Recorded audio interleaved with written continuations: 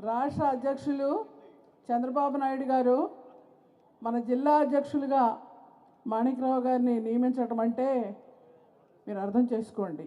ఎందుకు నియమించారు? నిజాయితీకి పెద్దపీట వేశారు, కష్టపడి పనిచేసేదానికి పెద్దపీట వేశారు, అధికారం లేనప్పుడు ధైర్యంగా మాట్లాడినందుకు పెద్దపీట వేశారు. అంతేకాదు సమర్థవంతంగా నిర్వర్తించగలరు. ఈ గుంటూరు జిల్లాకు అధ్యక్షులుగా ఒక సమర్థుణ్ణి, ధైర్యంగా ఎదుర్కోగలిగిన వాడిని, ఒక బలహీన వర్గాలకు చెందిన వాడిని, నిజాయితీగా ఉన్నవాడిని వెయ్యాలి అని చెప్పిన వాడిని వేశారు. కాబట్టి మీరందరూ గట్టిగా చప్పట్లు కొట్టి ఆశీర్వదించండి.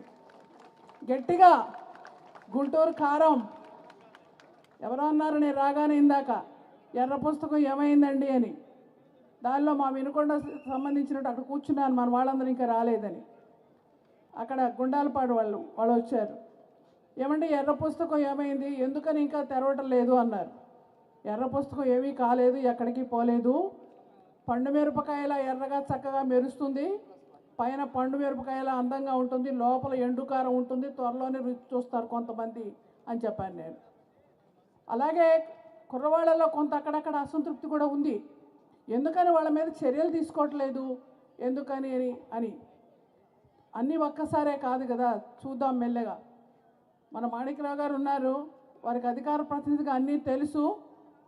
తప్పనిసరిగా చంద్రబాబు గారి దగ్గర చేరవేస్తారు మీ అభిప్రాయాన్ని, ఖచ్చితంగా నెరవేరుస్తారు, న్యాయం జరుగుతుంది, పార్టీలో పనిచేసిన వాళ్ళకి న్యాయం జరుగుతుంది. దానికి నిదర్శనం ఆయన. ఇక రెండే విషయాలు చెప్తా. ఒకటి, ఇందాక మా కోటేశ్వరరావు అన్నాడు కదా పిల్లి కాదు పులి అని. మీకు తెలుసో లేదో, పులి జాతే పిల్లి. అంతేకాదు ఇతర దేశాల్లో దైవంతో సమానంగా చూస్తారు. నాకు తెలీదు మొన్నటిదాకా. మా అమ్మాయిలంటూ పిలుస్తున్నారు పిల్లుల్ని, ఎందుకని అడిగాను. ఎంతో అదృష్టం అమ్మా పిల్లి ఇంటూ ఉంటే. మీకేం తెలుసు అదేంటి మరి పిల్లి అంటే వెనకట తెలియక అన్నారు అంతే, పిల్లి చాలా గొప్పదని. ఓనాడు చంద్రబాబు నాయుడు గారు ఆ రోజుల్లో ముఖ్యమంత్రిగా ఉన్నప్పుడు, నేను అధికార ప్రతినిధిగా ఉన్నప్పుడు ఓ మాట అన్నారు. చంద్రశేఖర్ గారు ఇది వినాలి, చంద్రబాబు గారు చెప్పిన మాట. ఏమన్నారో తెలుసునా? పిల్లి నల్లదా తెల్లదా అనేది కాదు, ఎలుకను బట్టే సామర్థ్యం ఉండాలి అని చెప్పారు. అందరూ చప్పట్లు కొట్టాం. మీకేమర్థమైందన్నారు మా పత్రికల వాళ్ళు వచ్చి. నిజమే కదా అన్నాను. అంతే కదా. కాబట్టి ఎలుకను బట్టగల సామర్థ్యం ఉంది. ఎలుకలు ఎవరో అందరికీ తెలుసు. కలుగుల్లో దాక్కున్న ఎలుకలు. చేసిన పాపం ఊరికే పోతుందా? ఎందుకు ఊరుకుంటారు? మా మాణిక్రావు గారు ఆయన ఏదో చూడటానికి చిన్న మనిషిలా ఉన్నారు, చిన్న అబ్బాయి అనుకుంటున్నారు. చాలా గట్టి గుండె ఉంది మీకు. చంద్రబాబు గారు మనసు దోచుకోవడం మామూలు విషయమా కదా. అదొకటి.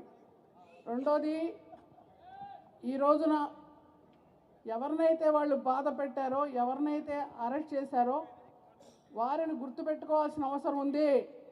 కొంతమంది ప్రమోషన్లు ఇస్తున్నారు వాళ్లకు. కొన్ని పత్రికల్లో వచ్చినట్టుగా ఈ మాత్రం జరగడానికి లేదు. మాబోటి పెద్దవాళ్ళను 80 ఏళ్ళు వచ్చిన మాలాంటి వాళ్ళ దగ్గర నుంచి, నరేంద్ర కుమార్ దగ్గర నుంచి, అచ్చెన్నాయుడు దగ్గర నుంచి అనేక మంది మీద కేసులు పెట్టి జైలుకు తీసుకెళ్ళి తిప్పితే, కోర్టు చుట్టూ తిప్పితే మనం ఇంకా చూస్తూ ఊరుకోవాలనా? లేదు.